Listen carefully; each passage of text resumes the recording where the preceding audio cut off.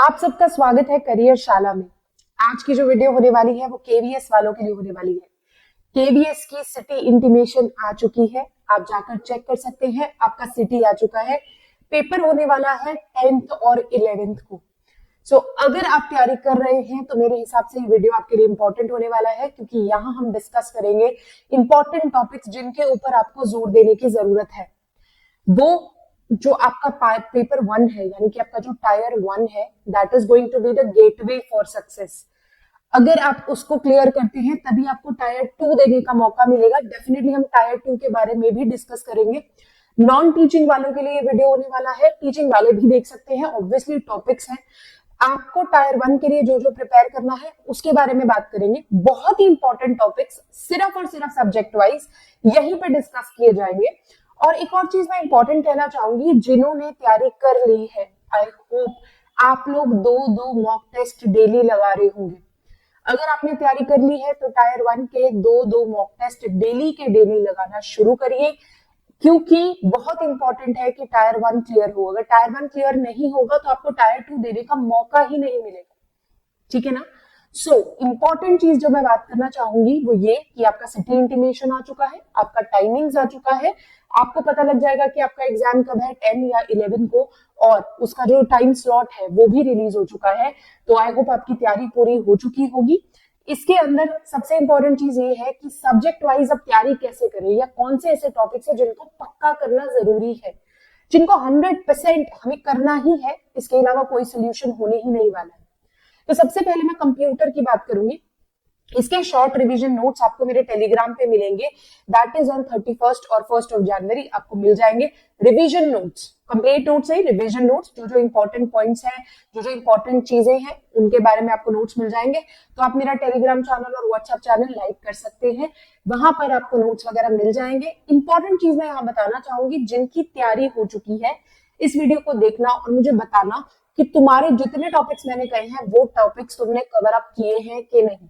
अगर तो topics cover up कर लिए दैट इज ग्रेट, मतलब बहुत अच्छी बात है, उससे रिलेटेड क्वेश्चंस लगाओ। अगर नहीं किए हैं तो अभी भी वक्त है, अपने आप को संभालो और आगे की तरफ बढ़ो और अपने इन टॉपिक्स को पूरा करो। सबसे इंपॉर्टेंट चीज आ जाता है हमारा सबसे पहला सब्जेक्ट, दैट इज कंप्यूटर्स। अगर मैं कंप्यूटर्स की बात करती हूँ तो कंप्यूटर्स के अंदर बहुत सारा डाटा है।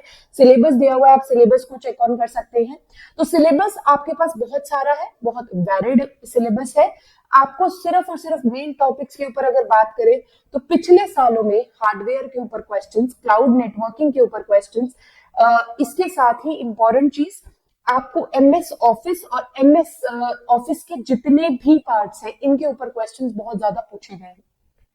आपके पास एमएस ऑफिस के जो भी रिलेटेड डाटा है उसको कंप्लीटली कीजिए, अच्छे से कीजिए, क्योंकि इससे रिलेटेड बहुत ज्यादा डाटा है। नेटवर्किंग से रिलेटेड बहुत डाटा आया है, क्लाउड कंप्यूटिंग से रिलेटेड बहुत डाटा आया है, और हार्डवेयर से रिलेटेड क्वेश्चंस आए हैं उसके अंदर। तो आपको ये इंपॉर्टेंट टॉपिक्स को कवर अप करना है, इनके क्वेश्चंस को करना है। और एक और चीज, प्रैक्टिकल के ऊपर ज्यादा बेस्ड है, शॉर्टकट कीज के ऊपर ज्यादा बेस्ड है। तो आप डाटा अगर करेंगे कि इसको क्या कहते हैं, टूल बार, फाइल बार, ऐसा कुछ नहीं करना है। प्रैक्टिकल क्वेश्चन होंगे, प्रैक्टिकल रिलेटेड क्वेश्चन होंगे, तो आपको अच्छी समझ होनी चाहिए एमएस एक्सेल की, एमएस वर्ड की। अगर आपके पास अच्छी समझ है तो आप इसको अच्छे से कर सकते हैं। नेटवर्किंग के बारे में आपको पता होना चाहिए। अगर नेटवर्किंग के बारे में पता है तो you are going to clear it definitely अच्छे से, ठीक है। नेटवर्किंग के कोई भी क्वेश्चन आ सकते हैं, ठीक है। उसके बाद एआई, यानी कि जो एआई रिलेटेड क्वेश्चन है वो कैसे होंगे, आपको पूछ सकते हैं कि कौन सा एआई आजकल ज्यादा यूज हो रहा है, गूगल का कौन सा है, माइक्रोसॉफ्ट का कौन सा है। तो उनसे रिलेटेड क्वेश्चंस होने वाले हैं, थोड़ा थोड़ा, ज्यादा नहीं कंपैरेटिवली, बट हाँ क्वेश्चंस वहां से आ सकते हैं, बिकॉज ये जाना माना टॉपिक है। तो इन चीजों को कवर करना मत भूलिएगा, ठीक है। तो ये इंपॉर्टेंट चीजें हैं कंप्यूटर में से इन चीजों को कवर कर लीजिएगा और इनसे रिलेटेड क्वेश्चंस अटेम्प्ट कर लीजिएगा। आपका कंप्यूटर का पार्ट 100% क्लियर हो जाएगा। वो इतना डिफिकल्ट नहीं होगा जितना आप सोच के चल रहे हैं, ठीक है। इंग्लिश की बात कर लेते हैं। इंग्लिश के लिए ये आपको देते हैं डायरेक्ट इनडायरेक्ट स्पीचेस, आपके पास आ जाता है active passive, one word substitution important होता है, और वन वर्ड सब्सटीट्यूशन हो सकता है एक स्पेलिंग्स का होता है वो हो सकता है। तो आपको इनके ऊपर काम करना है अपना केवीएस के पेपर के लिए। This is not going to be like banking, banking जैसा बिल्कुल भी नहीं है, ये आप भी जानते हैं और मैं भी, तो उससे लेवल काफी कम है। लेकिन आपको इसकी तैयारी इसलिए करनी है ताकि आपका फर्स्ट पेपर क्लियर हो और आप सेकंड के लिए एलिजिबल हो। नेक्स्ट पे चलते हैं। इसके बाद अपने पास आता है important, that is Hindi. Hindi के लिए आपको वाक्यांशों को करने की जरूरत है, बेसिक ग्रामर करने की जरूरत है, तो आपका पेपर क्लियर हो जाएगा। ठीक है, हिंदी के बाद हिंदी के जितने भी आप क्वेश्चंस पुराने प्रैक्टिस कर सकते हैं आप वो कर लीजिए, आपका हर एक टॉपिक वहीं से कवर हो जाएगा, आपको ज्यादा करने की जरूरत नहीं है। मैथ्स और रीजनिंग की अगर मैं बात करूं तो मैथ्स की अगर बात करें तो मैथ्स के अंदर प्रॉफिट लॉस के टॉपिक्स हो सकते हैं, आपके पास सिंपल बॉर्ड मास के क्वेश्चंस हो सकते हैं जो आपको करने की जरूरत है, सिंप्लीफिकेशन के क्वेश्चंस हो सकते हैं, तो इनसे रिलेटेड क्वेश्चंस आपको मैथ्स के अंदर बहुत देखने को मिलेंगे। पार्टनरशिप से रिलेटेड क्वेश्चंस हो सकते हैं। तो ये बेसिक टॉपिक्स हैं जिनके ऊपर आपको काम करना है। मेंसुरेशन से रिलेटेड टॉपिक्स के क्वेश्चंस हो सकते हैं। ये जो आपके 10th 12th लेवल के हैं, 10th लेवल के ही मैथ्स तो 10th लेवल का ही आएगा, तो अगर आपको ये आता है तो आप क्लियर कर लेंगे पेपर को।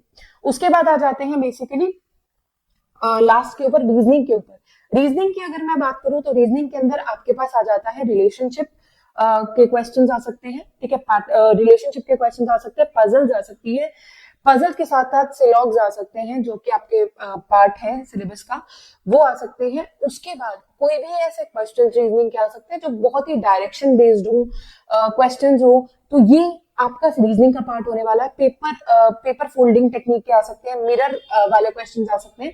तो ये टोटल क्वेश्चंस है रीजनिंग के जो मेन टॉपिक्स आपके बनते हैं उनमें से क्वेश्चंस हैं। ठीक है, तो रीजनिंग, मैथ्स, इंग्लिश, हिंदी और उसके साथ ही आपका कंप्यूटर्स, इनमें से कवर हो जाता है।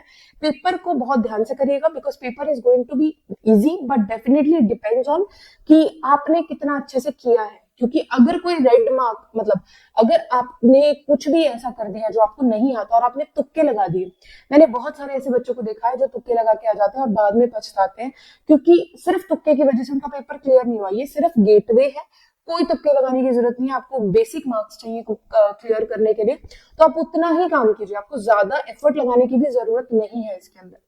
ठीक है, ज्यादा दिमाग लगाने की जरूरत नहीं है, क्योंकि मेन पार्ट तो टायर 2 है ना। अगर टायर 2 के बारे में सोचेंगे तो ही आपका पेपर आगे जाएगा। तो टायर 1 का हमारा जरूर हमारे लिए इंपॉर्टेंट है, but tyre 2 is also important. So I want कि अगर आप तैयारी कर रहे हैं तो बहुत ध्यान से कीजिए, बहुत तरीके से कीजिए, ताकि आपका ये क्लियर हो जाए। All the very best. जिस जिसको लग रहा है ना कि उसकी तैयारी अच्छी है और क्लियर हो जाएगा, तो प्लीज कमेंट सेक्शन में बताना जरूर। All the very best.